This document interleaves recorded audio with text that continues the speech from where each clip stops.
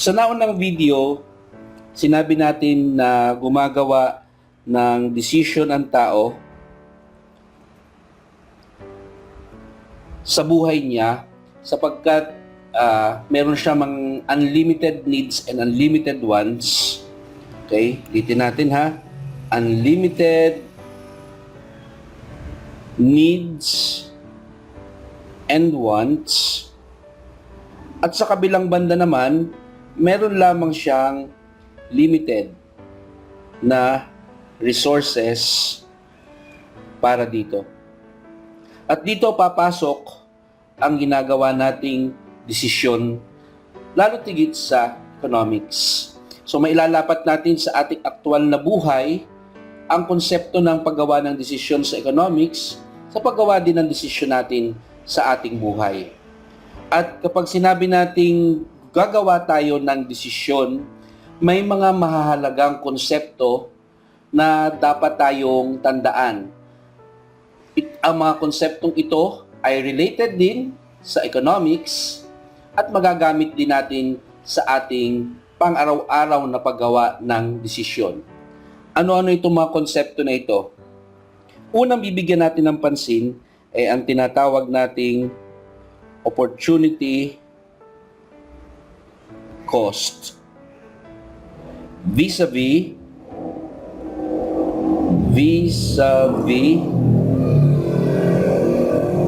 trade-off. Okay, vis-a-vis trade-off. Ang dalawang konsepto na ito ay magkaugnay na konsepto sa economics. Okay? Kumbaga, they are very much related. At ang mga ito ay tumutukoy sa desisyon na ginagawa natin dahil nga meron tayong unlimited wants and unlimited needs. So ano ba itong opportunity cost? Ano ba itong opportunity cost?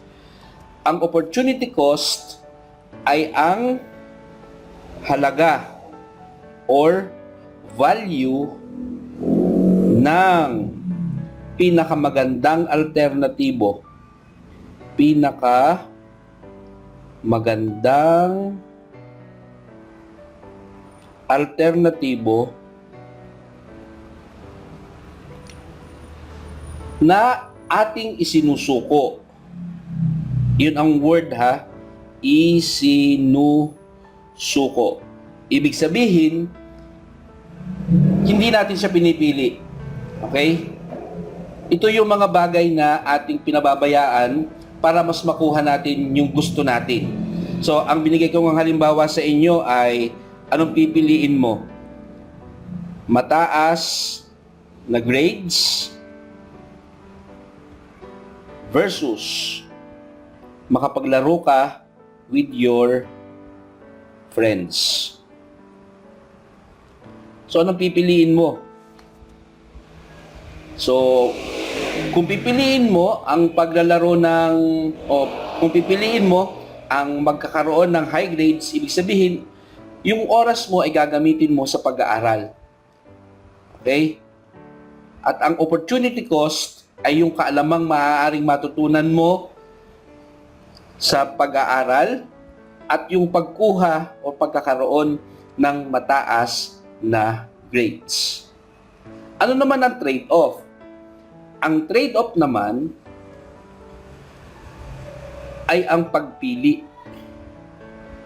Pagpili ng isang bagay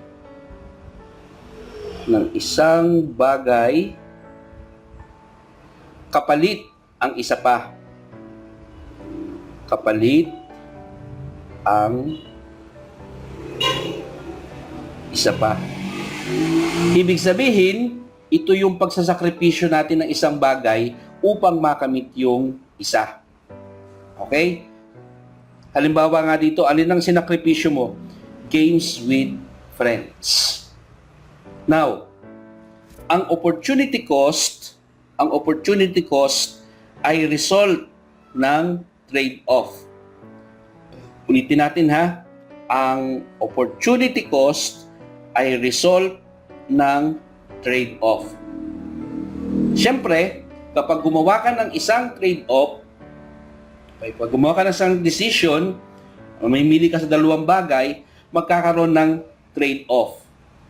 At ibig sabihin, automatic na magkakaroon ka ng opportunity cost. So, ang trade-off ay yung iyong choice, yung decision mo, yung pagpili mo. Habang ang opportunity cost naman ay ano yung iyong isinusuko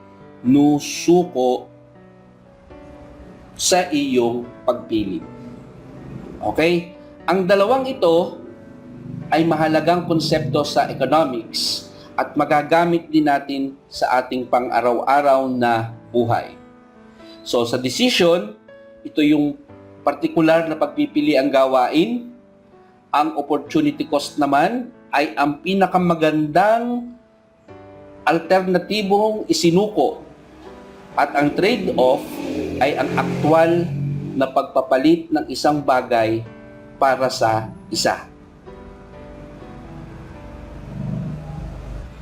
Now, kasama pa ng opportunity cost at ng trade-off ay ang tinatawag nating marginal thinking. Marginal thinking. At meron pa rin tayong mamaya incentives. Okay, ano naman itong marginal thinking? Okay? Pag sinabi nating marginal thinking, kapag sinabi nating marginal thinking or thinking at the margin, ang ibig sabihin nito ay ano pa yung additional or karagdagang value,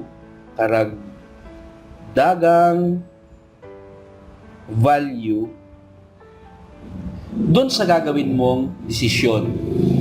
Kung saan ito ay iniisip mo, tinitimbang mo ang karagdagang benefit. Okay? Karagdagang benefit laban sa karagdagang gastos. So may marginal cost din yan. So marginal thinking and marginal cost. So iisipin mo rito, ano ba bang value ang makukuha ko kapag may idinagdag pa ako dito sa aking binili, halimbawa. So, in other words, ginagamit natin itong marginal thinking sa pag-analyze ng ating magiging decision. Tandaan, ang ating mga decision ay may trade-off at merong opportunity costs. Now, ano ang mga halimbawa para mas maintindihan natin? So, halimbawa, magki-Christmas party, okay? Ang ambag mo ay isang kahon ng pizza, okay? Nang bumili ka dun sa pizza parlor, sabi nung nagtitinda, "Sir, dagdagan mo pa po yan ng isang slice." Pag po meron kang idinagdag na slice, magigipong, sabihin natin kung ang presyo nung isang kahon ay 100, magigi na lang po siyang 99 pesos. So ang tanong, gamit ang iyong marginal thinking, meron bang additional or karagdagang value yung pagbili mo ng isa pang slice na ang magiging presyo na is from 100 down to 99. Okay, so titimbangin mo, may kasiyahan ka bang makukuha sa isang karagdagang slice katumbas ng babayaran mo. So dito, medyo pangita dito, kasi bababa ng piso yung iyong bibilhin. So sa tingin ko, kukunin mo pa yung one slice kasi magiging 99 pesos na lang siya. Pero, halimbawa, isang kahon ng pizza ay equal sa, sabihin natin, 100. Tapos, kapag dinagdagan mo ng one slice, magiging na siyang 105 pesos. So, titingnan mo ngayon, lumaki yung gastos mo sa additional na slice ng pizza, meron ba siyang karagdagang value? Okay, meron ba siyang karagdagang value? So, sinusuri mo yung benefit yung kasiyahan, fulfillment ng karagdagang gastos. Okay, kasi itong isa, pababa. So, more or less, kung ako yan, kukunin ko yan. Kasi 99 pesos, isang slice plus isang kahon ng pizza. Paano kung 105 na? Di ba?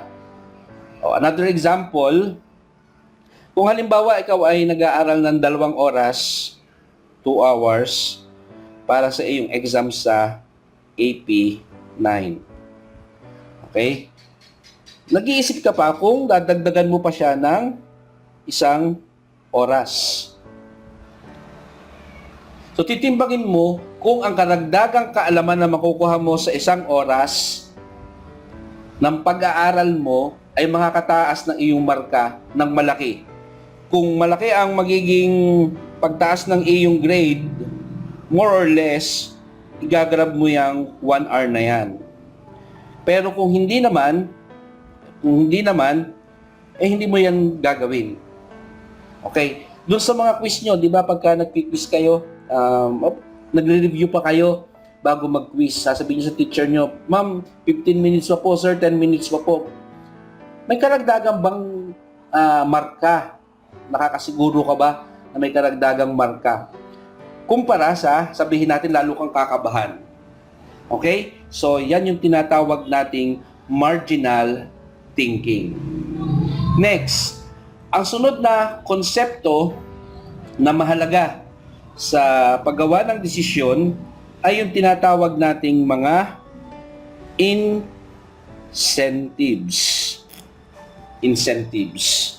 So, kapag sinabi nating incentives, ito yung mga makukuha mong additional value, additional benefits from deciding. Okay? So, anong halimbawa ng mga benefits? A, pwedeng financial benefits or incentives. So, pag sinabi nating financial incentives, pwede dito ang mga monetary rewards. Monetary rewards. Pag bumili ako ng Nike, ano makukuha ko? Meron bang additional na pag 2 Nike ang binili mo? Anong additional na nun? Makakakuha ka ba ng sabihin nating gift check? Okay?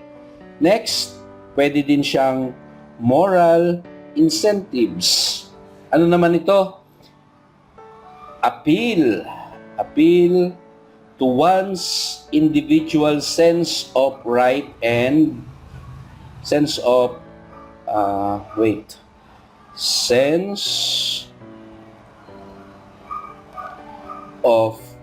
right ng tama and wrong. Halimbawa, pag nag-donate ka sa charity, anong nararamdaman mo? Okay? Meron din tayong tinatawag na social incentives. Okay? Ito naman yung desire for social approval.